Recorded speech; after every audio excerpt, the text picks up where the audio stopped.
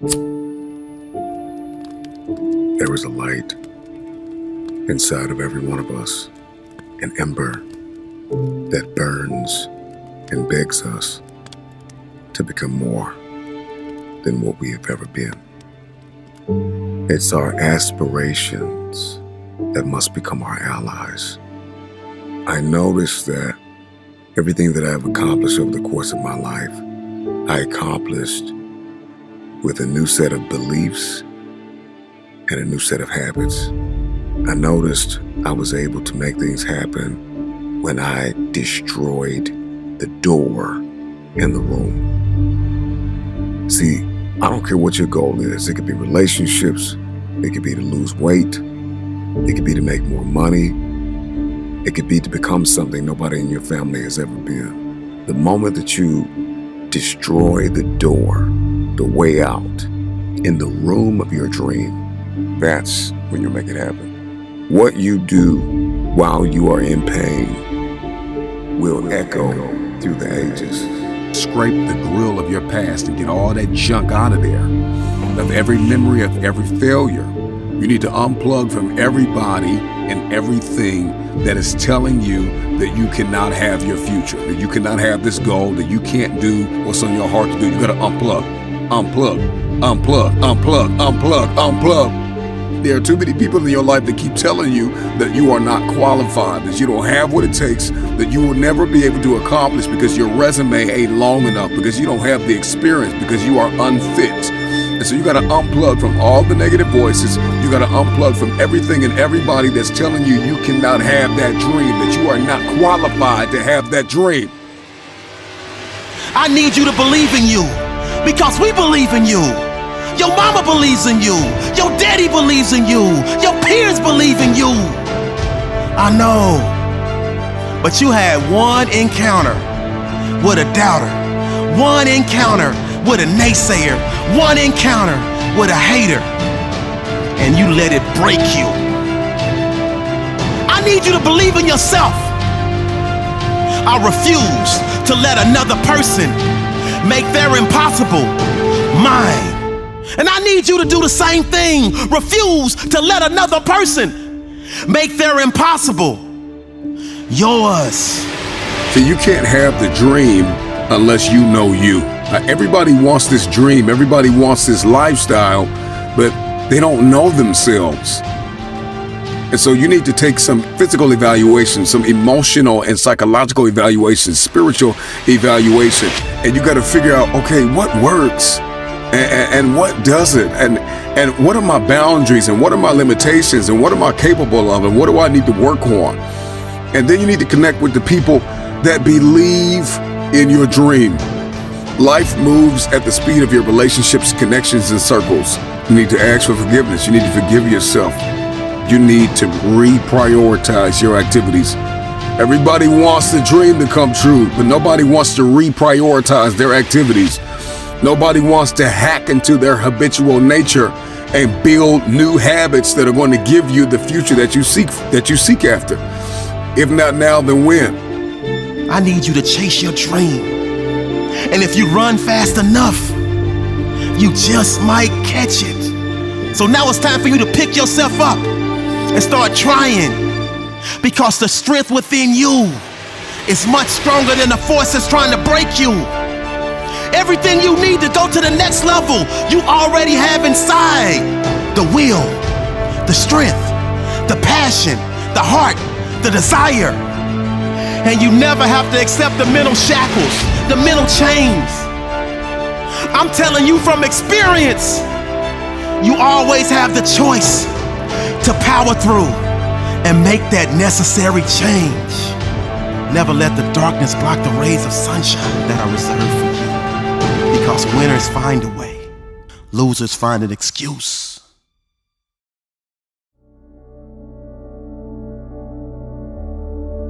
The easiest thing I've done was to get out from under the labels and to live the life that I live. The most difficult thing I've ever done was to believe that I can do it.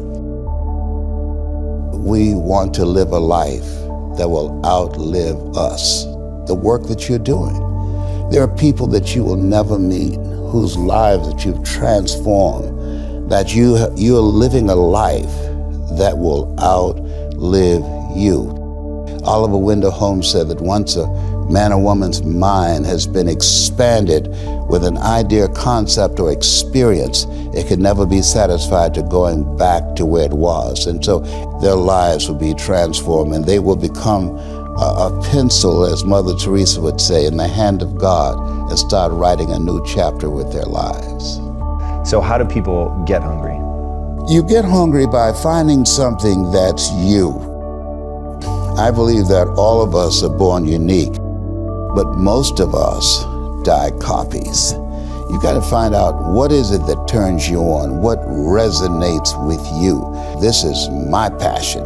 This is my drive. This is something that I feel in my heart.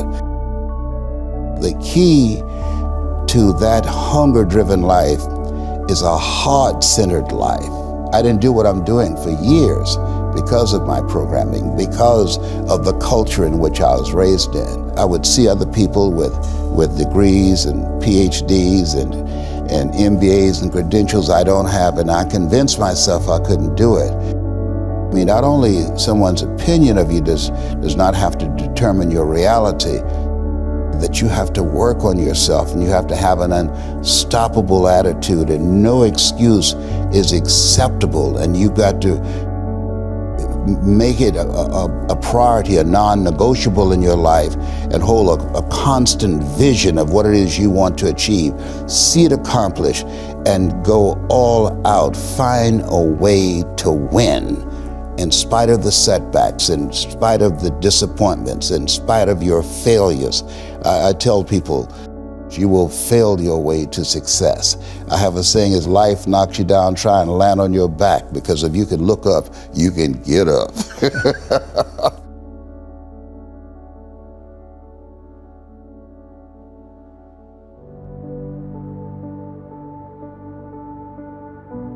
A gentleman who dramatically transformed my life, I was a junior at Booker T. Washington High School in Miami, Florida. And I went in his class looking for another friend, and he said, go to the board and work this problem out for me. I said, sir, I can't do that. He said, why not? I said, I'm not one of your students. He said, do it anyhow. And the other kids started laughing, saying, he's Leslie, he's DT. And he said, what's DT? His brother is smart, but he's the dumb twin. And I said, I am, sir. And he came from behind his desk and he pointed at me, he said, don't you ever say that again. Someone's opinion of you does not have to become your reality. And he taught me three things. He said, if you want to become successful in life, young man, he said, number one, you got to change your mindset. He said, you don't get in life what you want, you get in life what you are. Number two, practice OQP, only quality people. You earn within $2,000 to $3,000 of your closest friends. I found that out. I left all my broke friends. I said, y'all gotta go. Because I used to be so broke, I'd pass the bank and trip the alarm, you know? And the third thing he said, develop your communication skills, because once you open your mouth, you tell the world who you are. He said, those are three major things that you want to work on that will liberate you from living in Liberty City, living in poverty in Overtown. It will help to escape out of where you are right now. I didn't do what I'm doing for years because of my programming, because of the culture in which I was raised in. I would see other people with degrees and PhDs and MBAs and credentials I don't have, and I convinced myself I couldn't do it. But Mr. Washington, on that day, we became friends. And I read something by Dr. Norman Cousins. He wrote a book called The Biology of Hope. And he talked about the fact that when something happens to you, you don't deny it, you defy it. And I was defiant that I'm going to beat this, I'm going to handle this. That there are people who many times when something happens to them, that they embrace it from a place of fear and it takes them out. And L.C. Robinson said, things may happen to you and things may happen around you, but the most important things are the things that happen in you. And you have to stand up inside yourself and deal with it and handle it. The amount of mental pain of how many times you're gonna have to do something that you don't want to do to get to where you want to go. When I was 297 pounds and I was fat as hell trying to be a Navy SEAL, the scariest thing in the world to me, even to this day, was that could have been the rest of my life. I thought then I was trying hard. That's the scariest thing in the world. I thought then, 297 pound, working for Ecolab, spraying for cockroaches, making $1,000 a month. I thought that was me at my 100% potential. Come to find out, a few years later, I wasn't anywhere near that. 106 pounds less, graduated Navy SEAL training, went on to do all these other things. Looking back on that, that was me trying hard. That's why people gotta understand, what is in us, we have no idea until we start trying hard. And I mean really trying hard, where you're obsessed with, hey, this is my new norm.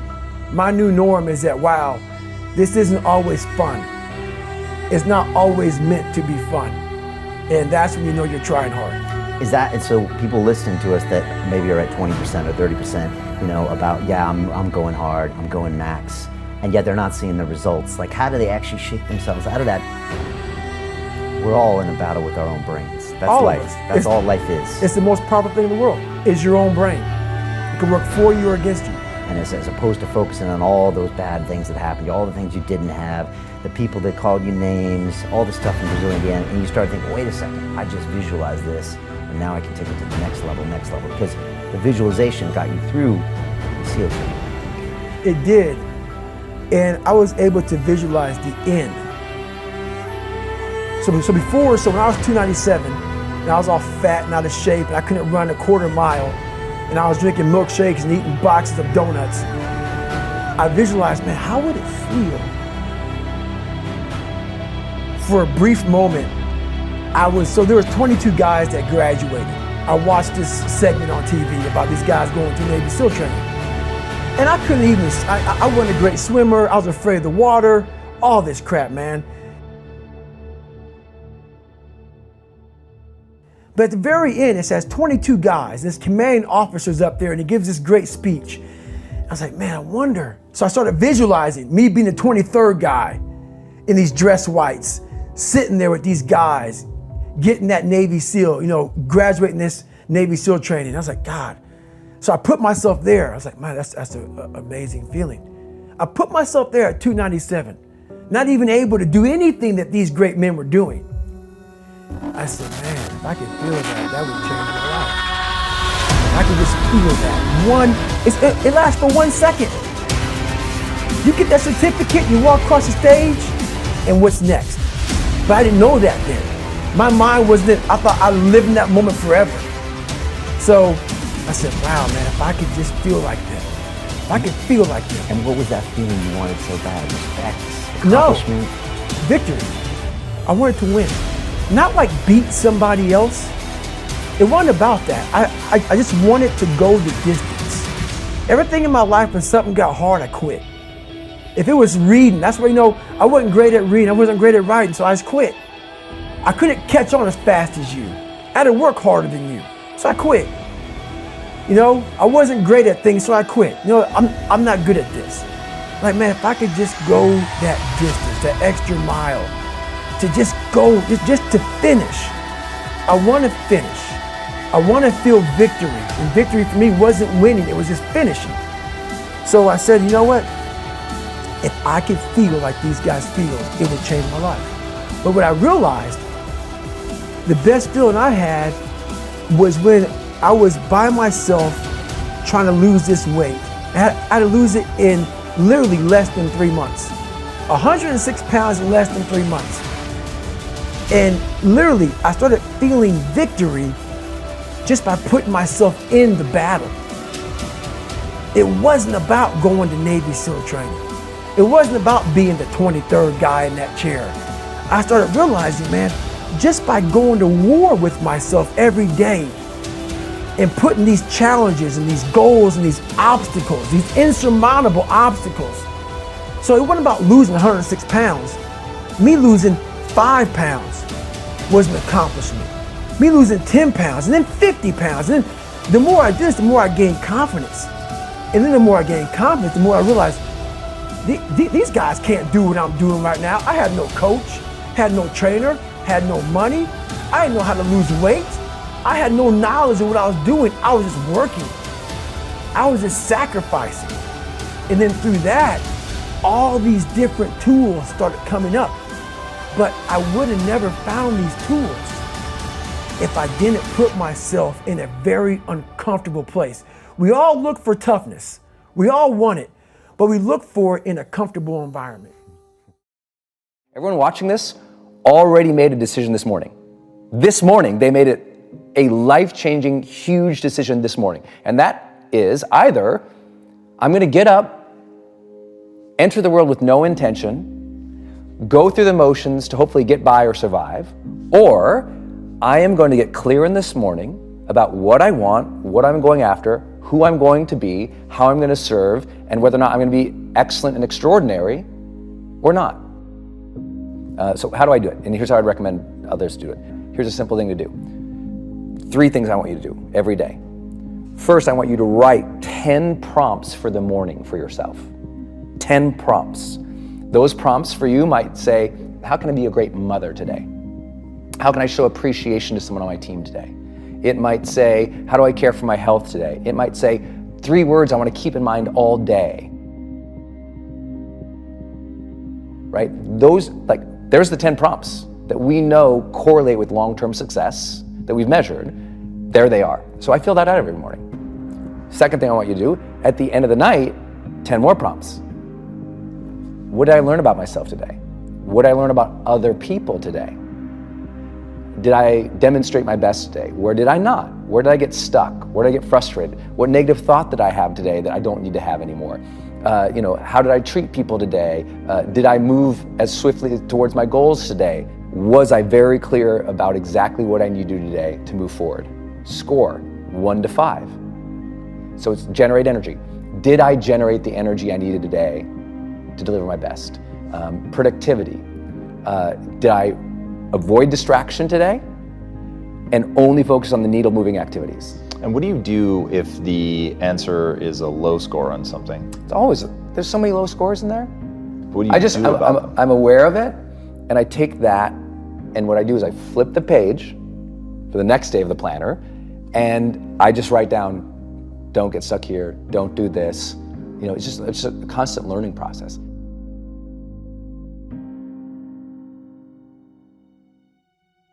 The human brain has an incredible capacity for guilt. And most people unconsciously let that roll over them and kick their butt and make a horrible life. I love guilt. Guilt is a tool. Guilt is a weapon. Guilt does not have to be a bad thing. It's not like I perpetuate, but I'm like, I love that I feel bad when I don't do a good job. Most people hate that about themselves. I love that feeling. I'm like, I didn't do a good job there. Next time I will.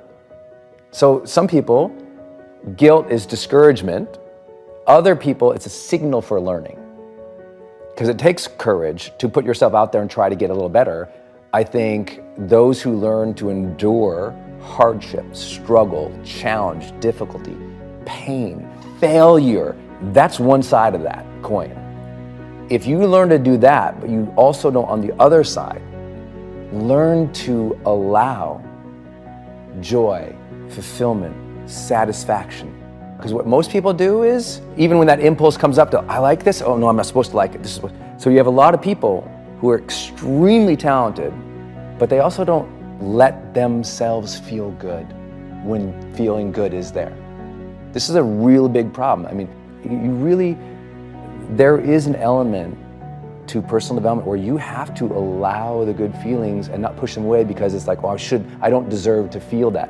And so you have a lot of people who are striving in difficulty. And I'm like, the rule is, that's one side of the coin. And the other rule is, make sure you teach yourself to generate the positive emotions. Because what happens is, if you don't teach yourself to generate the positive emotions as well, then what ends up happening is you burn out, or you become a cliche of the person who had it all and never felt fulfilled. Grit and hustled out and never feel the joys of life, that satisfaction, that pleasure of, you know what, gosh, good for you. Feel some satisfaction that you tried, feel some fulfillment of that, you know. If you learn to do that, I think you nailed it.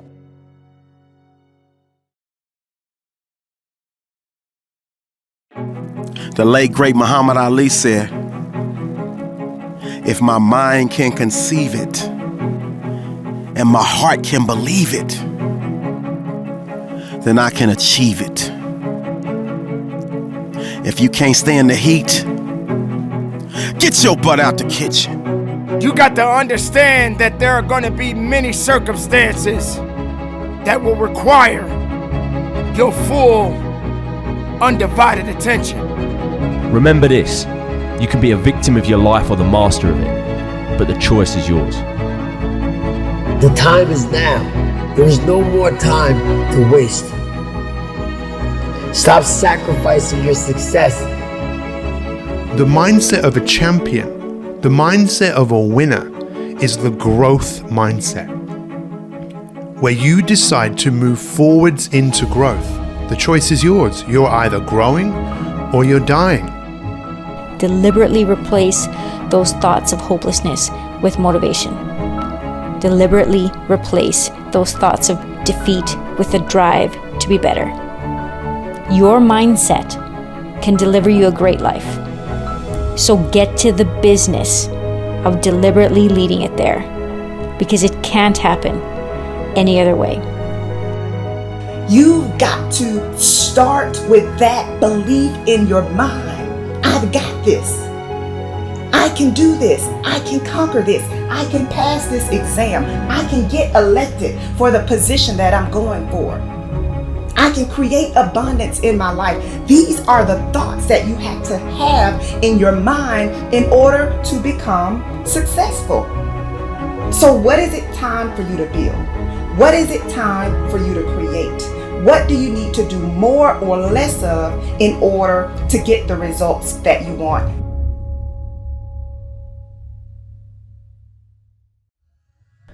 There's always going to be ups and downs in life, man. There's always going to be bumps in the road. Things that ain't going to go as planned. Unexpected stuff's going to happen. You're going to face some pain. You're going to face some tough times. And if you ain't trained your mind to be prepared for it and how to handle it, it's going to break you. The secret is to work on your mindset daily. Work on the way that you see the world. Otherwise, you'll live your whole life seeing the world through someone else's eyes. You'll be a creature of circumstance. You'll be a victim of your life and not the master of it. Read books, listen to audios like this one. Start learning about why you do the things that you shouldn't do and why you don't do the things that you should. It's all because of the way that thing between your ears is wired. But know this, you're in control of rewiring it whenever you make the decision to do so. At any moment, you can take control back of your life and start creating a life that you deserve, not a life that someone else has paved out for you. And when all of the struggle comes, all of the bad times, all of the dark times come around, which they inevitably will, you'll be strong enough to take it head on, and it'll make you rather than break you. You have greatness inside you, let me tell you. Unlimited potential. But you have to train your mind. Every single day, things are going to happen outside of your control. The weather, terrorism, coronavirus. But you can't control any of that shit. All you can control is how you choose to look at situations. You can control the information that you're letting in here. Never forget that you can have anything in this life that you want if you're willing to go and get it. You've got to have belief. You've got to have belief, and that belief comes from working on your mindset every single day. I was 19 years old. I had a 1-year-old baby and another one on the way, and I didn't have a pot to piss in. I was working in a factory, 12-hour shifts, days and nights, and I made a decision to change. I painted my earphones orange and blue to match the colour of the earplugs that we had to wear. And all I would do was listen to audios like this one, training my mind every second I could. That decision changed my life forever. I used to wonder if mindset really mattered. I thought that success was all about talent and skill set, But I came to realize that someone who is great at what they do can quickly be bypassed by someone who is less talented but more confident. Remember this, confidence attracts, but unbelief repels. So if you have a mindset that you are average or that you never get great opportunities, without realizing it, you are creating your reality. Many of the people you look up to, they are not super smart or super talented. You are just as smart and talented as they are. They just latched onto their dream and developed the mental fortitude necessary to keep going when they were feeling the frustration that you might be feeling right now. And so there will be days when you feel weary. But battles are not won based upon feelings. Your commitment must overpower your feelings. So the fundamental question to worry is, what if? What if I do a bad job? What if I don't get the money that I need? What if people don't like the content that I'm putting out? But if you want to get better results, you're going to have to shift from sinking to building. You're going to have to shift from worrying to saying, you know what, I've got this. That's what mindset is all about. Mindset is about having confidence in yourself. Mindset is about saying, I don't care what comes up. I don't care what obstacles come my way. I have this under control. Why? Because if I think it, I can imagine it, I can envision it, and then I can help this thing come to pass. Oh, I hope I'm helping y'all today. These are the things that you've got to focus on. At the end of the day, mindset matters. Start your day with power and know that you are enough. You are enough and you have what you need to succeed. You are enough. You're equipped for greatness. You're powerful beyond your greatest imagination. In business, sports, and life, you have to develop a championship mindset. What sets you apart from the pack. Once an obstacle confronts you, you're going to kick it down. You're going to overcome. You're going to rise. I highly recommend that you take a good look at yourself from the inside out and realize that you are not out of the fight, that you are born to win. Regardless of the circumstances, don't ever give up on you, because you matter. And it is this time for you to realize that the mindset must be put in the right place, because it's only so much time that you have.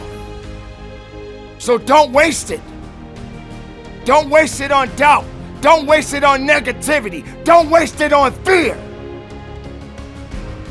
Put all your effort into being the best individual, the best makeup of who you truly are. You are a champion, a warrior. You must build a mindset for success. A mindset that can endure pain and struggle, because it will come. Your mindset will make or break you. Mindset matters. Anybody that tells you differently don't have what it takes to be great. You can develop it. You can mold it. I want you to push. Whether you're an All-American athlete, All-State, All-World, or All-Nothing athlete. Whether you're the CEO, the CFO, or the janitor, or even jobless, you need to develop the mindset that's going to launch you towards the success that you deserve, the success that you want, the success that you need. Don't allow anybody to confront you with their fears. No, not today, not tomorrow, not ever. I am unstoppable. I have the mindset to succeed on the field, in the business world, in every arena of life. It's time to value your mindset, your health, your passions, not your mother's, not your father's, your passions. There is nothing that can stop me. Not you, not her, not anybody. Because I am amazing. I am great. I am phenomenal. So are you.